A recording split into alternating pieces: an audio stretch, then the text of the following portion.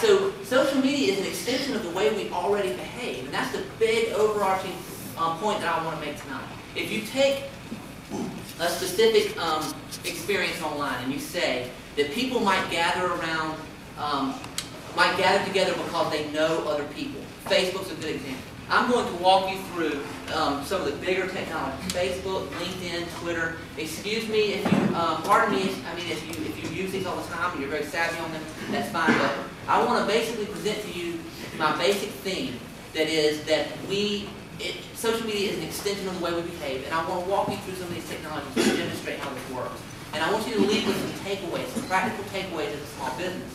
But more than anything, I want you to leave with a better understanding, a better framework on what social media might mean to you and might mean to the business marketplace, the local business marketplace. So, again, back to my point that I was saying before. If you're going to gather in a social media space, you might gather because you know the people there. Just like this event, you may have come here because you know someone who's going to be here and that motivated you to come. You may gather there strictly for networking because you want to sell something. But you didn't walk in off the elevator saying, 20% off! People would be like, who's this guy? Right?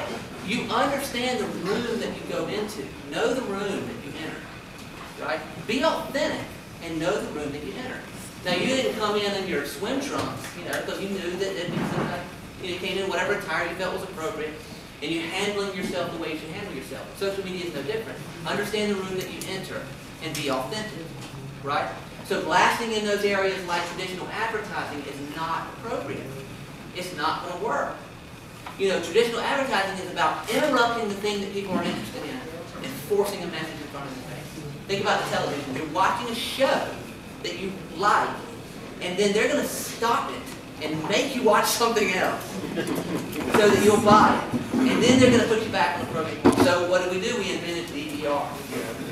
So we don't have to watch those commercials. We found a way around it.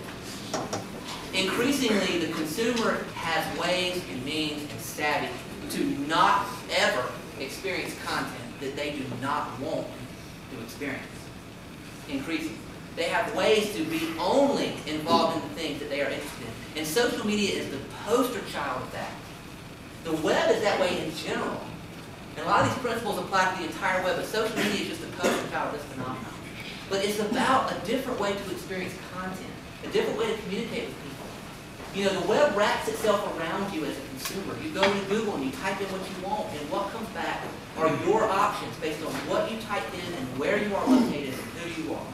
Or I might click on it and go and find out more information. It's not intrusive to me. I know the person. I recognize them. I'm interested. So the people who know me, who are my friends, were notified that I would be here tonight doing this. And they might not give a rat's patootie about social media, but they care what Jason's doing because they're a friend of mine. Right?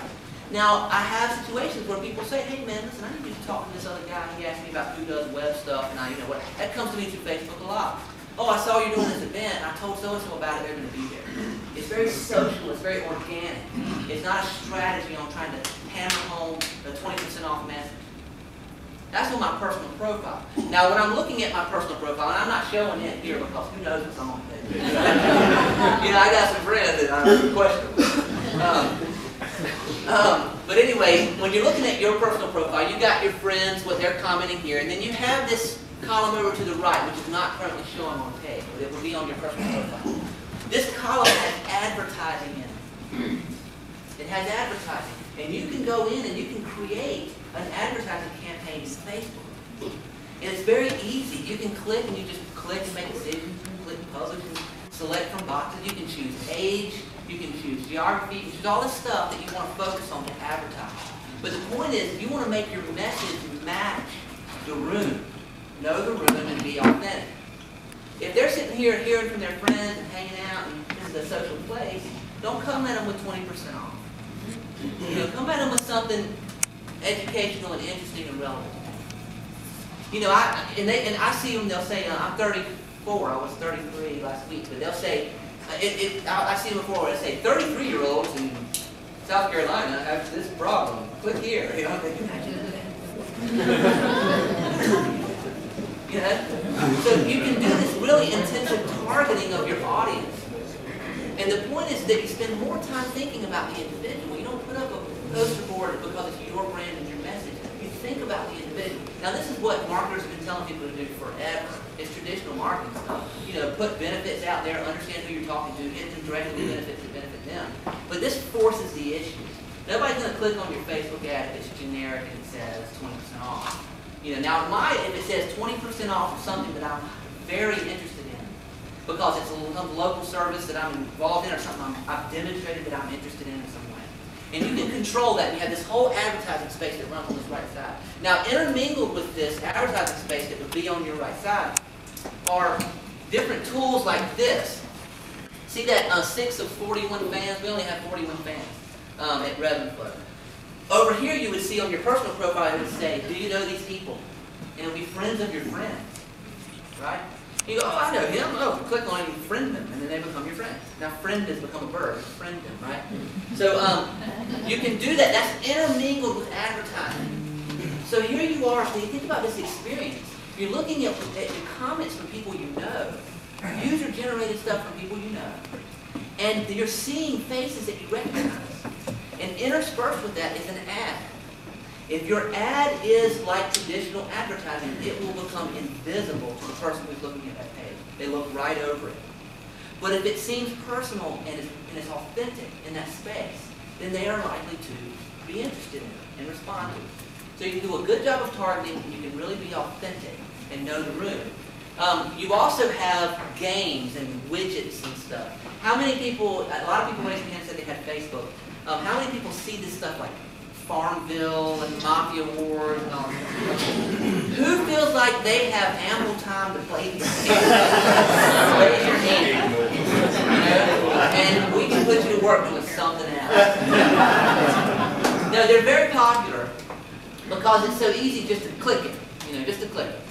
And it's just a part of people's behavior. They see something funny, they click it, so-and-so sent you a cow. Click here. People are just interacting with it. So those games are applications that people have developed and put on Facebook, and they become viral and start to spread. So there's a deeper level of opportunity to create some type of application that people could use and could be useful and could potentially spread. Some type of calculator or useful thing that could be integrated into Facebook, and they would pass it around and spread it. But that's a level of investment that I don't know who's interested in taking it that far. But you're able to control advertising on the side, potentially do apps, and you're able to, if you choose, communicate with your group of friends. But I would suggest to you to not, and really I'll take that back, I won't suggest to you anything. Just know this, if you go into your Facebook and post sales stuff on your personal profile, you probably will have very few people who are interested in being your friend. And it's just like tonight. If you did nothing but talk about your services tonight, and that's it, and you didn't listen to anybody or be yourself or be authentic at all, you're going to find yourself alone with your hors d'oeuvre.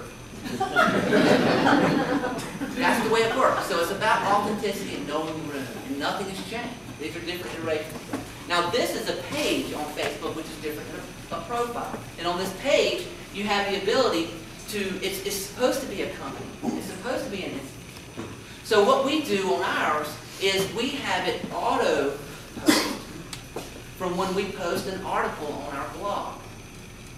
We invest a lot of resources in writing educational articles about web marketing, because we believe that the more people who are educated on what web marketing is and how it works and how to do it, the more people know what we do, the more people are going to want to hire us. I mean, that's what it comes down to.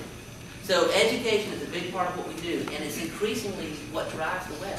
The web is nothing but a content delivery system, if you're looking at it. That's all it is. So if you don't have any quality content to contribute, then, just get out of the way. So but you all have an expertise in something, or you wouldn't be pouring your own personal resources into starting your own business. You have something you're trying to do. You're going to help somebody. Mostly services, I imagine. Right?